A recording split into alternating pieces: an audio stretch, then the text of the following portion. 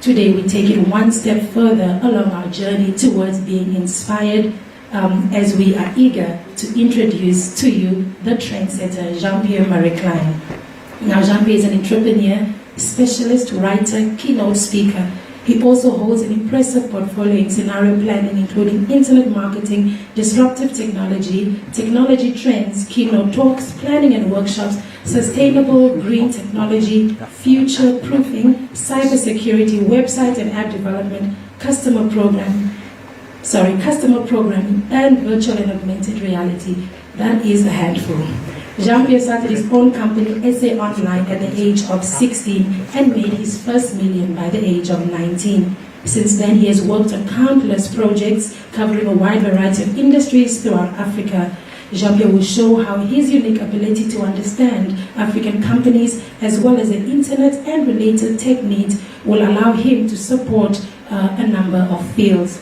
Jean-Pierre will also enlighten us on his experience and the thought processes in becoming a trendsetter and an inspiration for many. Hopefully we can all pick up a few pointers and grow beyond who we imagine ourselves to be. Thank you for joining us in the exploration of trendsetting. Without further ado, please help me welcome Jean-Pierre Murray-Kline. Who has any idea who I am? Show of hands. Anyone? Wow, that's super special. And these glasses, I don't even actually need them. They're purely cosmetic, and they help me look like a computer nerd, and that seems to work. And you can see there's a picture of myself with David Copperfield. Anyone have any idea who that is? Yeah. He's the richest entertainer in Las Vegas. This man is so wealthy he rented an island for his honeymoon. It's one way to make sure she doesn't leave, right? No one. Times have changed. Anyway, I launched my own events company, and that is a picture of my very first client, South African breweries. Anyone a fan of SA Breweries? Maybe the products? Alright, so let's get on to the reason why we're here today. I always like to say I'm the kind of person who knows a little bit about a lot of things, and I think that's extremely valuable in this day and age than knowing a lot about just a few things. So try to wrap your mind around that. Okay, ready? Shall we get into some cybercrime and digital security? Who's actually interested in the subject? Don't be shy. Okay, all right. So you should have all got this invitation, and it says be inspired. I'd just like to clarify, I'm not inspiring you to do digital crime today. So let's get digital crime is essentially when an electronic device is used to attack a person or an entity. I started to write this article while I was in the safest country in the world for cybercrime, which is Singapore. Anyone want to take a guess the least safe? The country that is harboring the most digital criminals? You say Russia. Okay, unfortunately you're wrong. Yes? Gentleman with the goatee here, I saw you. You put your hand up. One of these is locked up. Okay. It's actually America. America harbors more criminals, cybercrime, and that's followed by China. There's a bit of a pie chart for you. If you don't like carbs, we'll move on. Right, so there's quite a few stats that I want to get through here, and hopefully I won't lose you. I think the most impressive one is there's about 18 million scams attempted each day. Now, just to put that in picture, in context, there's only about 9 million people on this world, on this planet. So there are 10 times the entire human population being scammed on a daily basis. It's a huge problem, and I don't think people have even begun to absorb it. There's about 900,000 recorded hackings per day. The word recorded is really important because most cybercrimes are not reported, so I guesstimate there's at least 3 times that happening every day. This type of crime is extremely popular because it's incredibly lucrative. It's incredibly difficult to be caught, and even when you are caught, the courts don't know what to do with you. Right. Just remember, I'm not inspiring you to go this way. Okay, motives agreed. fame, power, and also something I've picked up with a lot of computer nerds is they like to feel good about themselves, so they do it to brag. So, I broke into your printer. Most crimes are associated, there's a clear trend with countries that have very lax cybercrime laws.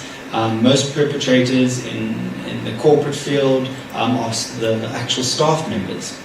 And of most cybercrime criminals in the private sector or for personal individuals is your uncle in Nigeria who wants to offer 100 million. I'm sure you can see him. Right. So the damages are estimated over $600 billion annually.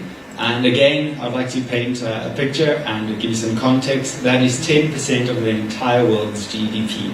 If there was no cybercrime, the world would be 10% richer.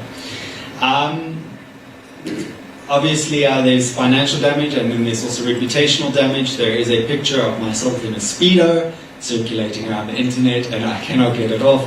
Once something goes on the internet, it is there for life.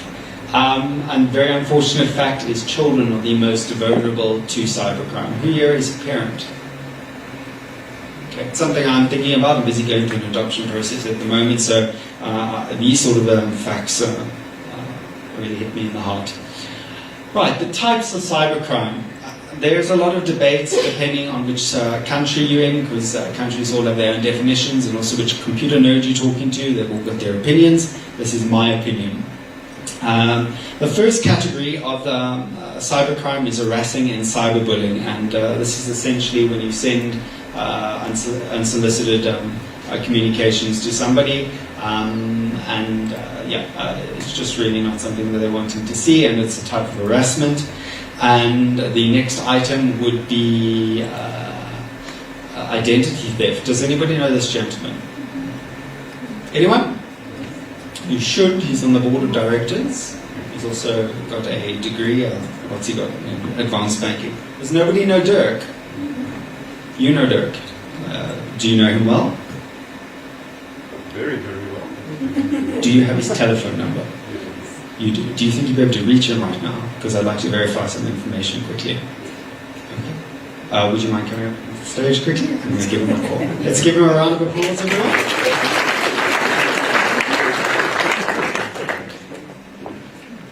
Always pick somebody who's so much taller than me. Your name? Nice to meet you. Great. Okay, so we're going to verify some information with Dirk. Let's try to get him on the phone. Is he in South Africa at the moment? Or okay. So it's going to be an expensive call. Oh, what's it? You can talk amongst yourselves. Okay, that's no problem. Okay. So what you're going to do is you're just going to send him a WhatsApp later and just tell him what we're about to go through. Okay.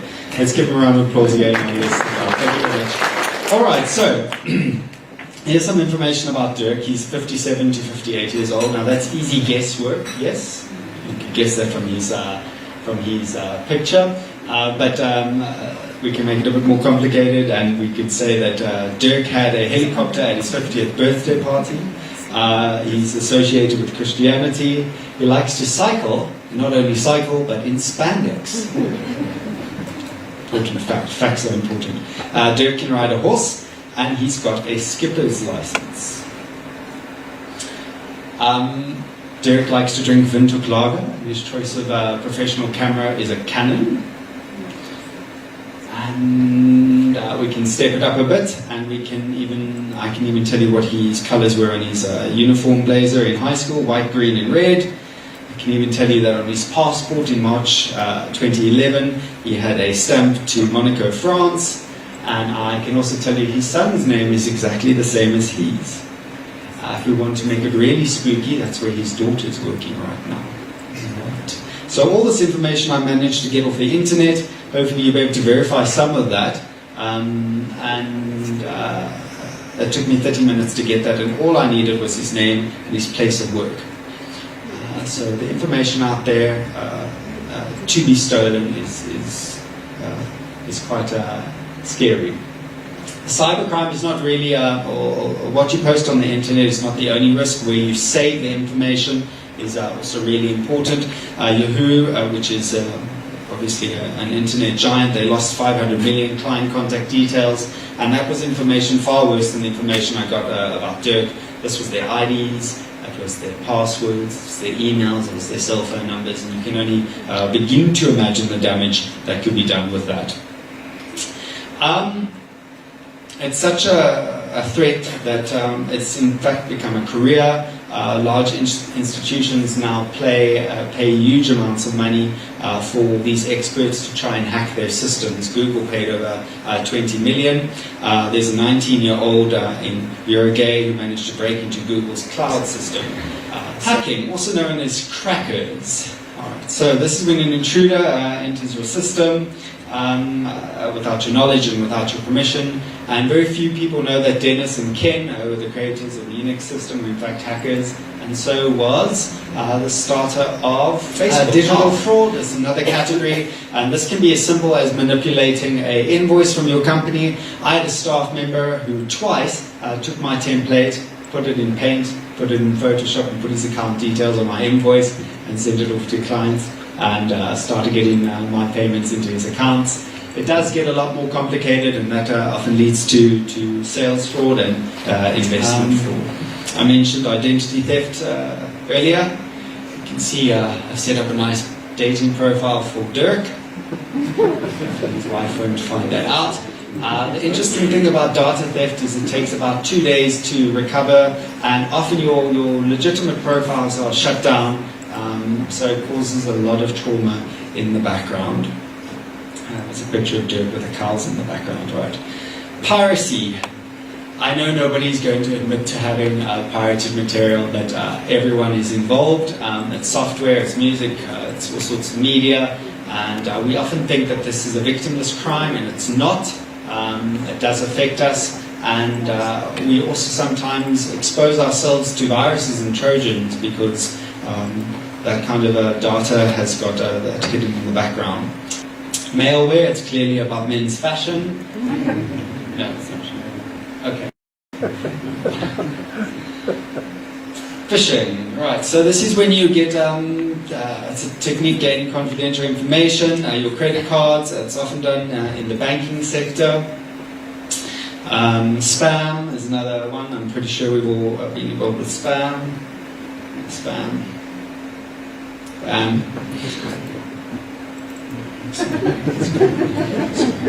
Right, malicious attacks. This is another plum category. Let's get onto it. Virus infects your systems. Worms are different to viruses because they don't need a host, and essentially they just duplicate themselves until they use all your system's resources.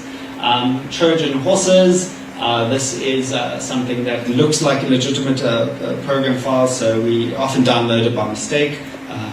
Popular gaming sites or websites we should perhaps not be on, or culprits, or devices. I always get excited with gadgets. I go to a lot of events that do gadgets, and very few people seem to absorb the fact that the Internet of Things is all about a physical device. Cloud technology, your information is not sitting in a cloud. It's still on an actual computer somewhere. So there are these devices, and there are more devices than all the people on the planet, and most of them are valued at about 1,500 Rand, and they can fit under your conference chair. Who's got a bank card on them right now? No? Shy? Who's got a bank card on them right now? Okay. So I want you to know there's a little thing called an RFID reader, and basically when it's in proximity to your bank card, it can get your personal information. So I'd like you to have a look under your seat right now. Hopefully you'll find nothing. It's not an Oprah moment, right? Cryptocurrency, it's not even a trend, it's a global phenomenon. I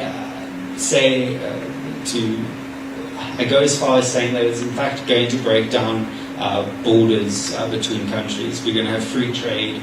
Eventually some digital currencies are going to be adopted. Government's not going to be able to control it. And our markets are going to blow out of the water, and we really, really are going to benefit from that. We can just look at M-Pesa in Kenya and how that's helped hundreds of thousands of people, and they pretty much came up with that themselves. There's so many amazing digital projects happening in Africa. Do you know we deliver medicine via drones? Bitcoin, unfortunately, or many cryptocurrencies are not, they've got a bad name. And this is because they're used on the darknet, and the darknet is in fact bigger than the entire internet. I always like to tell people that it's not technology that does crime, but it's crime. People that use technology for crime. So I don't like technology. I want to give you some examples of loss. This slide is just 404 million. My favorite story is this bank that shut down for a public holiday, and the criminals went out and it basically used SWIFT to steal some money. It was 4 million stolen there. I always like to joke that it's good paid leave. There was a flood of attacks in Eastern Europe attacking card processing, and essentially what they did is they managed to disable the anti-fraud, and they withdrew the money from other countries. Yes, sir? So the money disappears. This belongs to different people.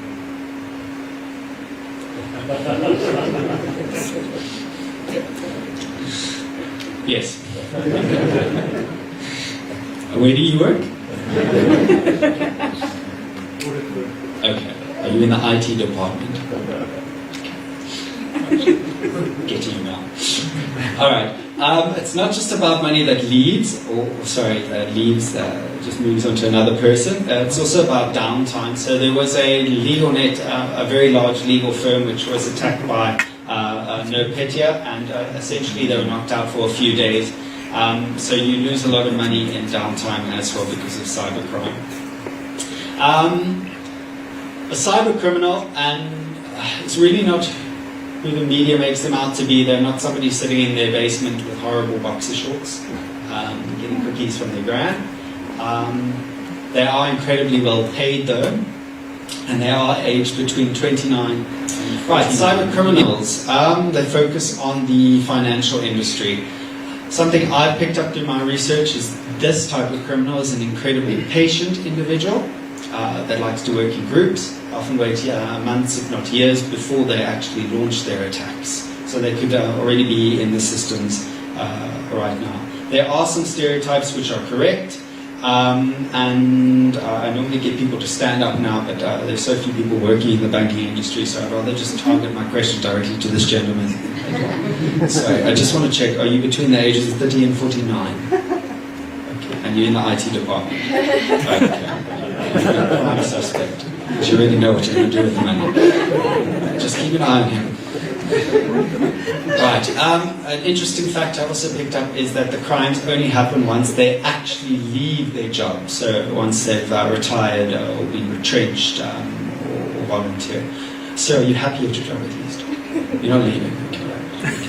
Right. Some examples.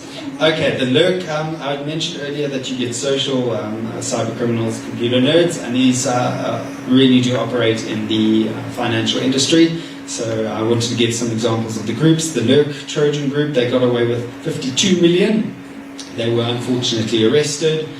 Then there was the Cobalt gang. You can see them all getting excited around the table, coming up with these names, right?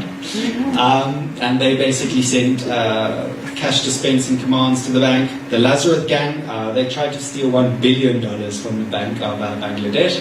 They didn't get away with it, and that's because they messed up with their paperwork.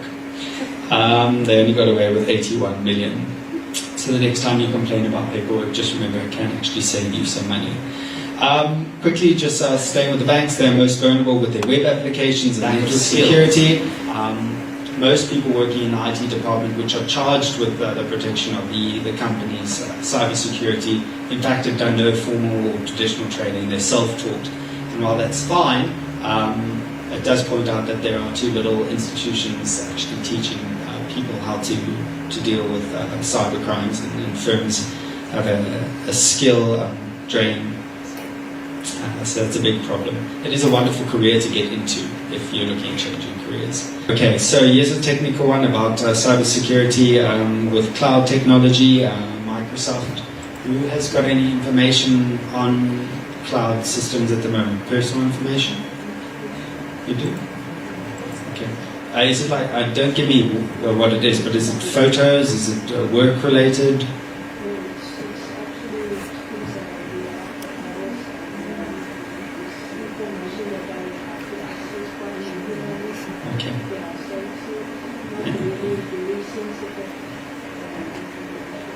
Okay. All right. So cloud technology is wonderful for business, especially startup companies. It's a technology which I use myself, and I think it's one of the safer technologies because it hasn't been around as long, and cyber criminals are still working their way around it. I think, again, responsibility is for everyone who's using a platform to work out what risks are on it. I'm not posting any financial documents on cloud technology.